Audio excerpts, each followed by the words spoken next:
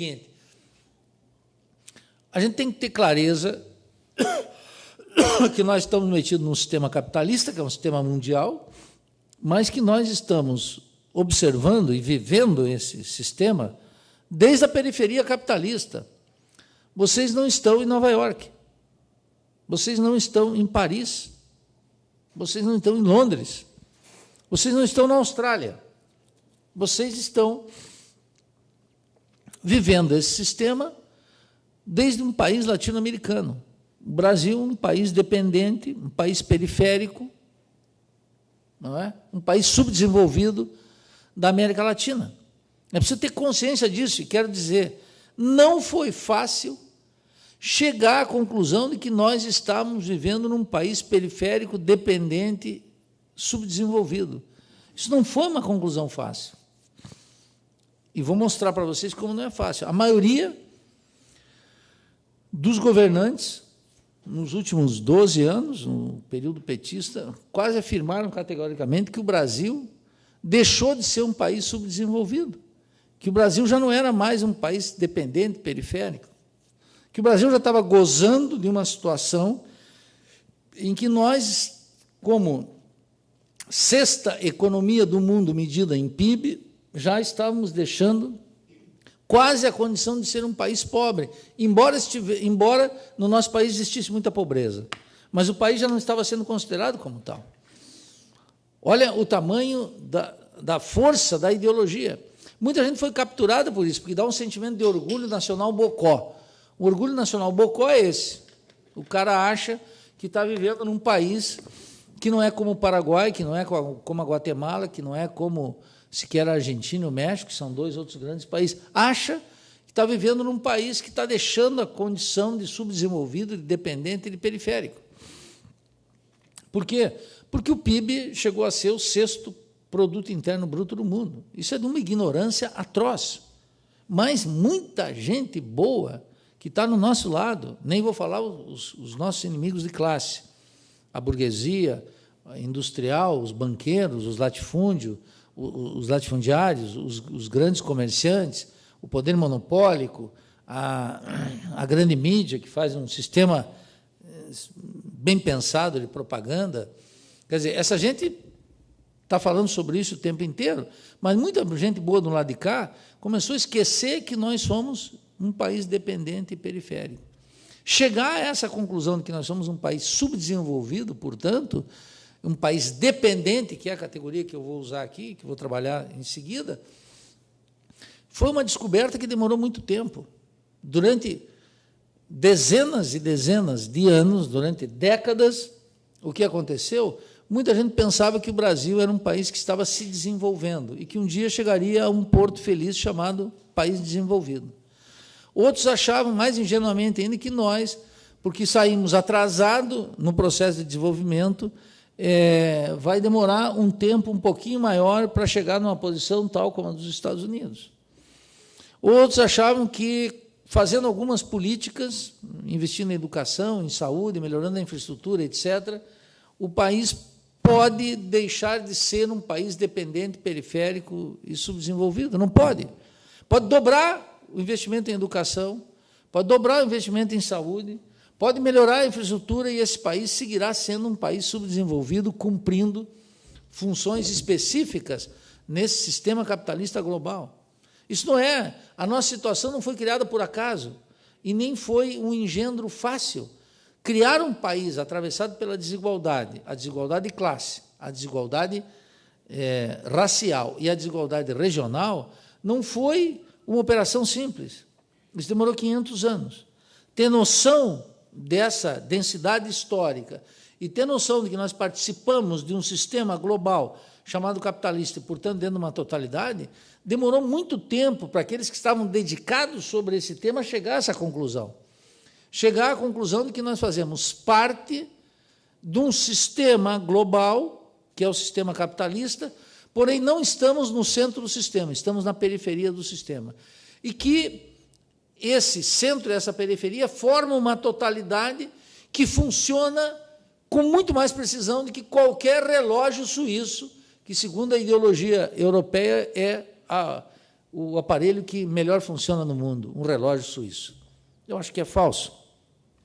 Mas, de qualquer forma, todo mundo diz, funciona como um relógio suíço. Eu não sei se os relógios suíços funcionam bem. Eu nunca tive um relógio suíço, eu nunca morei na Suíça. Então, tenho imensa desconfiança disso. Mas, de qualquer forma, esse sistema funciona à perfeição.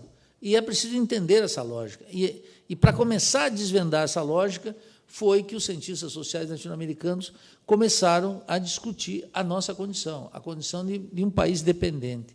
Começaram a estudar, a se debruçar sobre essa especificidade e fazer perguntas muito simplórias e muito difíceis de responder. Por que temos tanta pobreza? Por que há tanta desigualdade? Por que há tanta violência?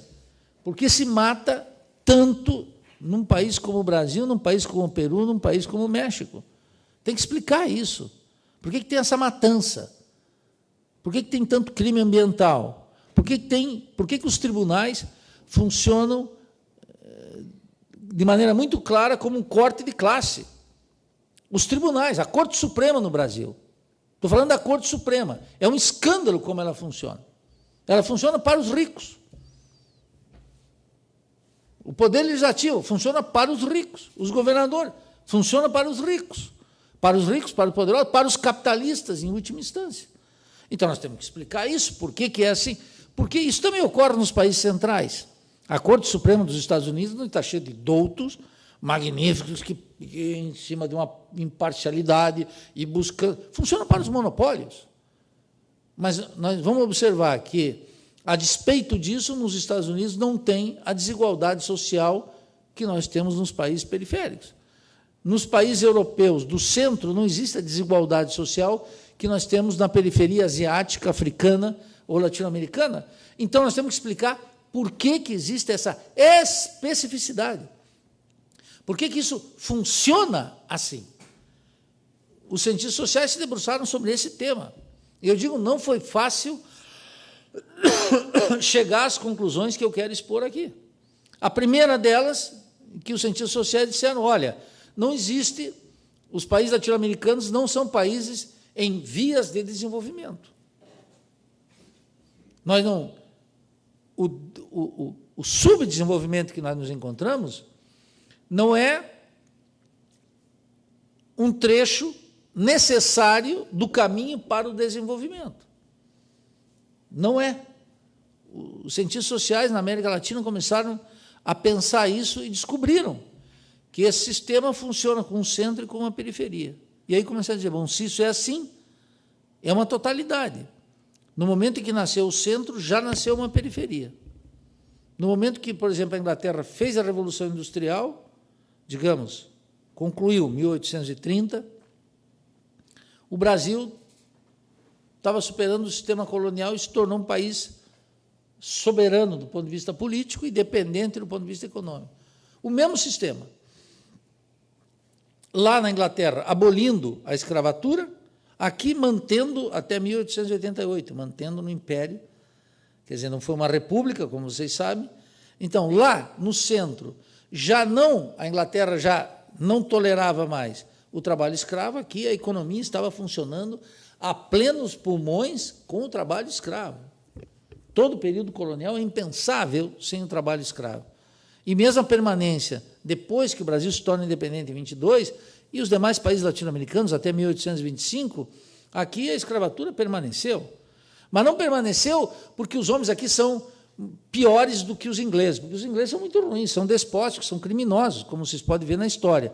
Os franceses são horrorosos, os governantes da França são verdadeiros gangsters. E nos Estados Unidos também, essa gente não está brincando. Essa gente não está brincando, veja o que eles estão fazendo no mundo árabe. Isso não é uma brincadeirinha qualquer. Isso é massacre bem pensado, todos os dias. Todos os dias. Uma violência sistemática pensada desde o Estado. Os latino-americanos não criaram, depois e mantiveram a escravatura em instituições terríveis que nós tivemos aqui, e as cortes, e os tribunais, e a legislação social, etc., porque eram mais malévolos do que são os europeus. Não, porque aqui se funciona desde uma determinada forma. A vida aqui dependia de que funcionasse assim. As forças materiais levaram e criaram esses homens malévolos, esses homens que sabiam pensar, e não só pensar, atuar em consequência. Então, pensar essa especificidade não é uma operação convencional e simples. Os cientistas sociais da América Latina descobriram, depois de muito trabalho, que nós não éramos subdesenvolvidos a caminho do desenvolvimento.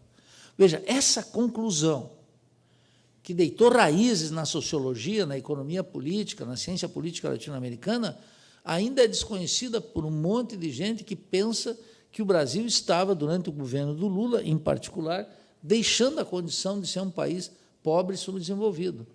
Tinha muita gente que estava se iludindo, claro, com um jargão que não é nem conceito, quando ficavam falando essas coisas. O Brasil agora é um global player, quer dizer, uma ignorância abissal, é uma coisa de muita burrice junto. É burrice com má fé, quer dizer, ideologia, em termos de ciência política. O Brasil continua sendo um país dependente e periférico durante todo esse período. E superar essa condição não é algo simples.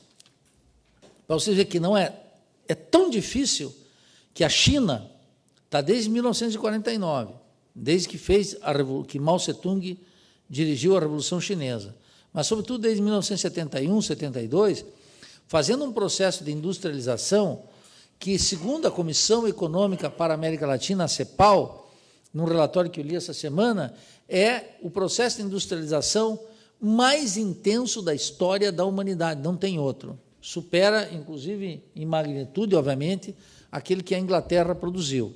Teríamos que discutir um pouco disso. Mas, veja, ela mesmo fazendo isso, ninguém está dizendo que a China é um país desenvolvido. Imagine os países latino-americanos que comportaram e abrigaram, nesses últimos 30 anos, uma regressão econômica, política, social e intelectual gigantesca, cultural gigantesca. Então, a primeira percepção dos cientistas sociais latino-americanos foi, precisamente, entender que nós não éramos um país em desenvolvimento, em vias de desenvolvimento, éramos países dependentes. E éramos dependentes porque éramos periféricos. E éramos subdesenvolvidos porque éramos dependentes e periféricos. E fomos criados como país dependente e periférico no mesmo momento em que a Inglaterra se afirmou como a potência hegemônica na Europa e se transformou naquilo que Marx chamou no Capital como sendo a oficina do mundo. Criou a grande indústria, a indústria moderna. Esse é o ponto inicial. Não foi fácil chegar a essa conclusão. Durante muito tempo aqui se pensava que se pensou que os países latino-americanos eram países feudais, que nós tínhamos uma certa feudalidade, tal como os europeus tiveram. E nós nunca fomos países feudais, nunca tivemos aqui, ainda que tivesse o que o José Carlos Mariátegui, esse marxista peruano, de forma muito brilhante, nos 7 ensaios de interpretação da realidade peruana, chamou de uma feudalidade. Existia no Peru, por exemplo, uma feudalidade. Nós já sabíamos, depois desses estudos, que, a despeito disso, a natureza do nosso funcionamento era todos os nossos males não derivavam da falta de capitalismo, mas precisamente porque éramos um país capitalista e precisamente porque éramos um país periférico. Mas vocês podem ver todos os dias aí, eu nunca esqueço isso, quem lançou essa consigna no Brasil de maneira pública foi o ex-governador de São Paulo, Mário Covas, já morto, um sujeito que foi valente durante a ditadura, depois era um tucano, né, um sujeito do PSDB, e ele dizia, tem que dar um choque de capitalismo. A ideia era dar um choque de capitalismo, porque o que falta aqui é capitalismo. Nós temos essas condições de pobreza, atraso, desigualdade, corrupção, etc., porque falta capitalismo. E, de fato, todo o discurso da classe dominante é que tem que dar choques permanentes de modernização e fazer políticas modernizantes o tempo inteiro, de tal forma que a categoria fundamental que habita a cabeça de quase toda a classe dominante e grande parte dos setores das classes subalternas é a ideia de que o Brasil tem que ser moderno. E, para modernizar, ele tem que dar choques de gestão, choque de capitalismo, fazer modernizações sucessivas. O que a gente observa ao longo do tempo e que o pensamento crítico latino-americano captou com muita precisão? É que, após cada onda intensa, por mais forte, por mais sistemática, por mais elaborada que tem sido de modernizar os países latino-americanos, é um esforço de Sísifo. Chega lá, depois cai e tem que voltar tudo de novo. O que fez Juscelino Kubitschek? Uma onda devastadora de modernização. Capital externo, fez Brasília, etc., e o Brasil continuou sendo o quê? Um país subdesenvolvido e dependente. Depois disso veio uma ditadura, 21 anos, um brutal processo de modernização, investimento externo, controle da força de trabalho, processo intenso de modernização, faz tudo isso, acaba a ditadura, o que nos defrontamos? Com os mesmos problemas, ampliados. Pobreza extrema, violência, caos urbanos, etc., etc., atraso científico e tecnológico. E acaba tudo isso. Vem um projeto chamado neoliberal, que muitos entendem como neoliberal. Faz um intenso processo de modernização, reforma do Estado, privatiza, muda a legislação, abre o país para a cultura estrangeira e faz um conjunto de obras de infraestrutura, vincula mais a economia nacional com o mecanismo de acumulação mundial e, no final de tudo, o que encontramos? Com um país atravessado pela desigualdade de classe, a desigualdade regional e a desigualdade racial. Continua posto ali. Cada onda modernizante, por mais intensa, por mais bem elaborada, com a assessoria do Banco Mundial, do Fundo Monetário Internacional, da Fiesp, da FEBRABAN, da Confederação Nacional da Agricultura, após cada processo intenso, o que nós observamos? O Brasil continua, efetivamente, com os mesmos problemas, que são os problemas típicos de um país subdesenvolvido.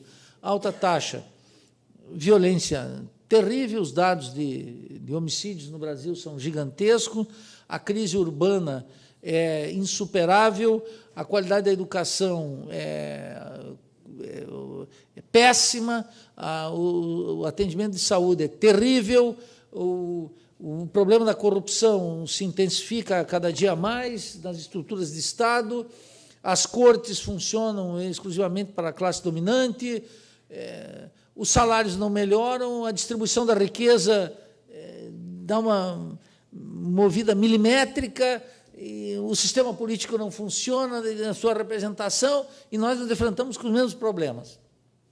Isso significa que as estruturas do subdesenvolvimento da dependência não podem admitir mudança dentro da ordem. Então, por mais intenso que sejam esses processos de